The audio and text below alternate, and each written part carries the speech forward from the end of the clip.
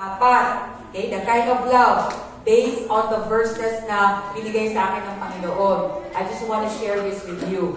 Again, ang pinaka-first point for you to live a simple life, every day, you remember the love of God.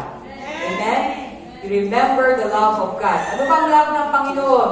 Psalms 23 verse 6, sabi dito, "Surely, goodness and love will follow me all the days of my life, and I will dwell in the house of the Lord forever." That's in Psalm 23 verse 6. Okay? Dito naman, sa Psalm 31 verse 7, dagdag natin. "I will be glad and rejoice in your unfailing love, for you have seen my troubles, and you care about the anguish of my soul." So based on these two verses, God revealed to me His kind of love sa apat na ways. Number one, ang love ng ating Panginoon. Am I going so fast? Fast na ba?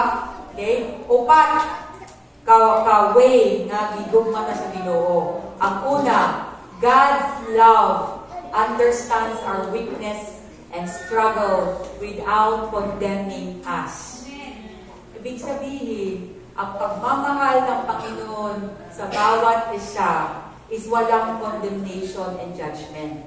Amen? Ibig sabihin, kahit gaano ka man ka-weak, kahit feeling mo na you're so weak, you have a lot of struggles, inner struggles sa buhat, sa sarili mo, struggles sa sarili mo is because you wanted to do this para sa Panginoon pero hindi mo nagagawa kasi nangingibabaw yung struggle and emotion and everything that's going on in your life. Those are struggles. Those are inner struggles. Amen ba? But remember, ang Panginoon natin is very understanding. That's the love of God for us. It's unconditional, regardless of your situation at the moment. And remember, God will never judge you. God will never condemn you. Nga na kanino sa Panginoon may suon. Itausahay mo, judge pata, di ba? Kasi kung sa patakalalong diya sa itong Ginoo, ato ang relasyon kay God, sometimes we are tempted to judge the people around us. Tinod, dili. Diba? Tinod, diba? But God always understands all our weakness and all our struggles. Do you believe that? That's why we can be honest with God. Pwede ko tawag yung istorya sa Ginoo. Kaya ikawas na ako sa yata na, Lord God, I'm not really feeling good right now, Lord. Lord, I am not okay, Lord God. Lord, di ba? Even Jesus Christ was very, very honest with God. Katong time na kanang pununo na siya, okay? He was praying to God. Kaya siya nga, Lord, if you can take this cup away from me, Lord God, take it, Lord. Pero at the end, ibigyan po siya, but not my will, but yours be done. When we talk to God, we can be honest with God. Kita kinahanglan nga magpa-isog, kinahanglan ang Ginoo. Diba? We need the help of God. We need to be honest with God. Always remember, di tayo judge with God. In the first place, huwag man tayo matago sa yaha. We might as well confess. Amen? Number 2, God's love never tires or gives up. Let good munda mo gugmang Ginoo sa kuha. Amen? Kita, usahay, ikapoy na po, Lord, gugmang ng tawana. Lord, ikapoy na po, Lord, nga, tawag-alin, sige sakripisyo, give up na po, Lord. But our God, the love of God for us, never gives up. Amen? That's why, when you know the love of God for you, na di give up ang Ginoo sa kuha, you will continue. You will not complicate your life. Amen ba? Hello? Hello, are you getting this? Okay, God wants us to live simply, live through the love of God.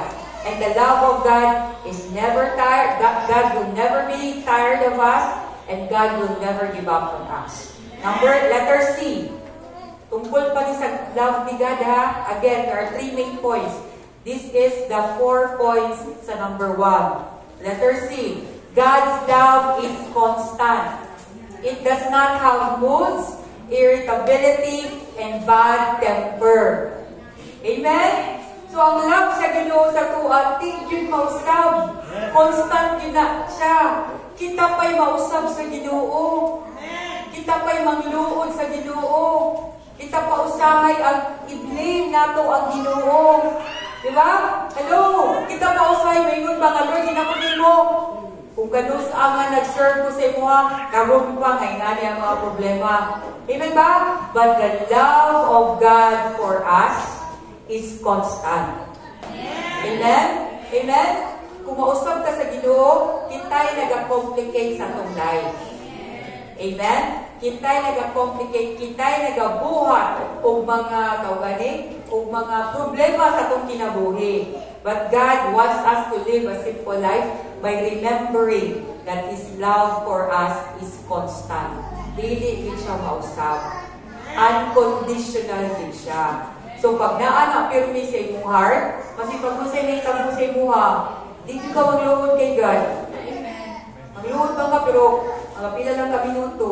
At the end of the day, Lord, about yung Lord, ginalipit na nila in your God. Amen ba? So by doing that, padayon ka sa imuhang pag-serve sa atong Ginoo. Ikaw pa! Okay? This is the last one for point number 1. God's love is unfailing. Okay? O ito na ikanta nga, your love never fails, never gives up, never run out of me. Di ba? Kung mo si Ginoo is unfailing, di kita pakyason sa atong Ginoo, bro. Diba? Di kita pakyason. Sometimes, mawala ka diyon, pero the Lord knows you by heart. Hindi na kaila sa imuha. Every time na mag-desire ka ba, every time naatay longing sa itong heart, every time that we desire God to be with to be with God again, the Lord will answer your prayer. Amen ba? Because the Lord knows you. And His love for you is unfailing. Iyaan na ka sa kanang tao, ang Ginoo, hindi ka iyaan. Amen! Pila na sa tuwa dari ang nabiyaan na. Amen! Pila. Buwan. Siya yung namiyak. Isa dari namiyak. Ano na lang? Isa sa inyo dari namiyak, be. Okay, sige. So, remember, God's love is unfailing. He will never turn His back on you. Amen ba? Klaro ha? Ang atong Ginoo, di yun mo turn sa iyang likod, dinha kanimo. So, basta pag-unsay mahitabo, padayon mga isuon. Do not complicate your life by living your calling, by living the church, by living the cell group, and by living whatever it is that God has given you to do. Amen? Padayon ka. Point number 2, again. When we are with God, there is no judgment. Okay? Never makapoy ang Ginoo sa tuwa. Only love ni God, ha? Constant ang love ni God sa tuwa and unfailing. Always remember that every day. Okay? So, live in the love of God. Number 2 nga point. So, kani, look at this picture. Next picture, boy and girl. Okay? So, kontan, naman sa kanila sila ginauna. Okay? So, ako lang nagbuhat-buhat lang o gano'n. So, I was called to interpret ilang buhay ba. So, I have a question. Ibutang diri. Are you looking for love? Okay? Naghahanap ka ba ng love? Okay? Punta na lang yung katapuan. Are you looking for love? Okay? Usba punta na. Are you looking for true love? So, ayun na po. Yes. Yes. Ayun. Nakita ko na. Okay? Nakita ko na. So, mga kabatanunan, for the rest of you, nasigig pagita o tugma sa kalibutan. Okay? If you are looking for true love, this is the answer. Ang tubang niya, darap. Okay? The best way to find true love is to find God. Sa mga batanon yan, pa nakita silang true love. Okay? The best way to find love, true love, is to find God first. Amen ba? So, ano ba? Paminaw mo ha. Do not look for somebody, okay? who loves you. Oh, so they must who hates me. Do not look for somebody who loves you. Okay? Because love is not enough. Look for somebody who loves Jesus Christ. Kung na-experience niya ang love ni Jesus Christ. E pag once na-experience niya ang love ni Jesus Christ, that is the kind of love na ihatag niya sa inyo. Kasi ito love niya dito kanina, no judgment, so ito, unfailing, constant, so ito, what I mean to one? Never tires or never will give up on you. Amen? So that's why, in mga batalyon tayo, wala pa yung mga true love niya. Do not look for someone who loves you. Because it's not enough. Look for someone. Eh, sometimes kaya, kasi gugma ka, kuspaw siya. Diba? So, look for someone who loves Jesus Christ. Amen? Good guys? Amen. Praise God. Praise God. Number 2. We're almost done. For us to live a simple life, okay? Diba? Point number 1, living life with the love of God. Okay? Number 2, love God, not the world. Isa may nasa kalibutan. Tao, bagay, hayop, pangyayari, pag-usap, vegetables, prutas, diba? So what God is telling us right now, gugmao nato ang Ginoo, ayaw ang kalibutan. Kaya ang kalibutan, mga igsoon, mga wala ka na siya. In every season, pwede na inisdan sa Ginoo. So pag dili ka ka-move on sa isang katao for that season, oh my, di ba? How are you able to go to your next season? Are you getting this? Pero pag dili lang yung bigay, dili mag-ibig panganak, dili maghawaan yung balaya, nagigugma lang ni nani sentimental value. Yan na nag-prepare si Lord nga dream house para sa imo. Bahala na ng dream house. Diba? Sentimental value, even tanawa mo yung cabinet. Diba? Di ko ni ipanglabay ako mga sanina, ako mga kaugani, ako ang mga figurine, kailangan sentimental value. Pati ang mga love letters sa inyo, kuya, nga first year college pa mo, naapay na ninyo. Amen? Love not the things of this world. Yung nga gitanggal ang Ginoo sa imong kinabuhi. Ayaw nagbalik-balik, don't, ha? O, di ba? Ayaw nagbalik-balik. It's because, it's as if you're telling God na, Lord, I don't trust your choice for me. Di ba?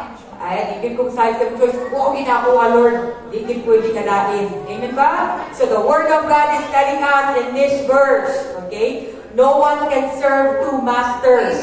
Either you will love the one and hate the other, or you will be devoted to the one and despise the other. You cannot serve both God and money. Hindi pwede ba nga, nagsigit ang padato, kaya nag-serve ko na kay God. Ingani na ang system ay suon. When you love God and when you serve God, all these things shall be added unto you. Di ta kinahanglan, muapas sa mga blessing, muapas ta sa blessor. Let's serve the blessor. Nagkanang nga moabot sa tuwa nga mga blessing, bonus na siya mo igsuon sa imuhang paggugma o pag-serve sa atong Ginoo. Hindi ang ganyan nga is in the Word of God. Ya ako ano nga testify na tinuod ang pulong sa Ginoo. So ayaw mo nga adi lang kung ano ron, uy, kailangan ko'y part-time. Kaya kita din na-remind anak, di ba? Hindi ko, at ko'y panahon. Musimba. Kaya stang bisiya yun na ko. Hindi ko pwede musimba ron kay daghan, yung kayo katimanon sa akong negosyo. Hindi yung katapan, mali. Ang sekreto, servisyo'y ang Ginoo, and all these things shall be added unto you. Naaganing makignegosyo sa imuhag Domingo. Naaganing mingon sa imuha, na ako'y patrabaho sa imuha ha. Domingo gani na, 9:30 a.m., balik. Amen ba? Hello? Because we cannot serve two masters at a time. Ngayon po may suon. Mahimong komplikado yung kinabuhi kung namamangka ka sa dalawang ilog. Ang mga amahan ba, father di pamilya, pag ikaw, seryoso ni mo isa ka pamilya, okay kay na. Simple ka na kinabuhi. Trabaho ka, buhay ka sila, maglaad mo. Pag imo na kayo nagdungagag isa, wala ka ba na nakadungog? Okay? Mahimong komplikado imong kinabuhi. Pag dungagan mo o isa. Inapagod isa, duha. Dako kay Caspildo Wedsuon, di na kaya nimo kay provide imo ang unang pamilya kay natunga na ang imong kwarta. That's why imong life komplikado. And God wants you to be simple. Diba? Hello, nakabata? Diba? If you want your life to be simple, be satisfied with whatever it is that you have at the moment. Amen? So, kung na kay karong na dagko mabalay, okay na kayo mabalay, ayaw dumagig tulo. Although you can invest for investment purposes. Pero kaboba mo, nga napoy complication anak, magbayad ka every year, di ba? So, kinahanglan andam mo ka sa anak. Amen ba? Mo ko'y nakay giutang ay isa kasakyanan, nangutang na kong isa. Di ba? Wa ka nagkatinto sa isa kasakyanan, nagsige kag utang. Ang ending, komplikado nga kinabuhi. And God doesn't want that to happen to you. Number 3, which is the last time. One may work hard to make himself rich, yet find at the end, he has nothing. Diba? So, okay, kung dalang kwarta ko kay Jesus Christ.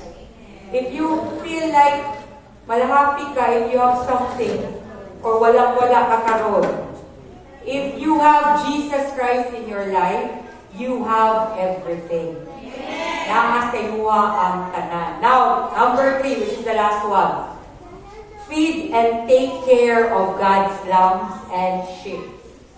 Okay, so, if you want to live a simple life, God wants us to feed and take care of God's lambs and sheep. Dili na ako siya ibasa sa verse in John 21, 15 to 26. Pakibasa sis, dapat ay microphone niya. John 21, 15 to 26. When they had finished eating, Jesus said to Simon Peter, "Simon, son of John, do you love me more than this?" "Yes, Lord," he said. "You know that I love you." Jesus said, "Feed my lambs." Again, Jesus said, "Simon, son of John, do you love me?" He answered, "Yes, Lord, you know that I love you." Jesus said, "Take care of my sheep." The third time he said to him, "Simon, son of John, do you love me?" Peter was hurt because Jesus asked him the third time, "Do you love me?" He said, "Lord, you know all things. You know that I love you." Jesus said, "Feed my sheep." Feed my sheep. Okay. Amazing kayo ba nga? Nagay ko rin siya. Amazing kayo ba nga? Ang simple living ay apoy diha ang pag-share natin sa tulong sa Ginoo. Amen? Jesus Christ is asking you now, do you love Him? If you truly love Him, you're going to feed and take care of His sheep and lambs. By the way, may difference between lambs and sheep. Ang lambs, wala siya ang baby sa sheep. Diba? So God is telling us right now ba, adagain ninyo ang bagong sulod sa simbahan. Adagain ninyo ang mga tao, wala pa kaayo na ka ila sa Ginoo. And God is also saying, take care of my sheep. Ibig sabihin, katong nanadali, lalo na sa Ginoo, ato kung silang alagaan. So God wants you to live a simple life by sharing the Word of God, by discipling your people. Ayaw biyaya imong tao, ayaw biyaya mga tao gibutang sa Ginoo in your midst. Take care of the lambs, kato mga baby pa in the Lord, and take care of the sheep. Even katong mga dako na o nagagamit na ginagamit na sa Ginoo. Because kinahanglan sila alagaan, kinahanglan sila pakaunod sa pulong sa Ginoo. Amen ba? If you are doing that, that is living a simple life. Diba? Simple kay actually ang gusto pagbuhat sa Ginoo sa tua. Diba? Simple life means living in the love of God. And living in the love of God, meaning every day, i-remember nato ang gugma sa atong Ginoo. Isa pa? Ikaduha, ato ang ginatugugmao ng kalibutan. Amen? Kaya kung gugmao na ito ang kalibutan, believe me, you will miss what God has prepared for you, which is far more. Mas labaw pa sa pwede ihatag sa kalibutan. Ikatulo, we have to feed and take care of God's lambs and sheep. Amen? So right now, as we close this message, amen, so now, kamu mismo, you know what is in your heart ba? Okay? Kebaw mo kung unsa ay inyong standing in the Lord. And God is telling you right now, amen, na God wants us all to live a simple nga kinabuhi. Amen? And as we praise and worship the Lord karon, let's all stand. Pwede ba tayo magaro? Amen? So, as we pray,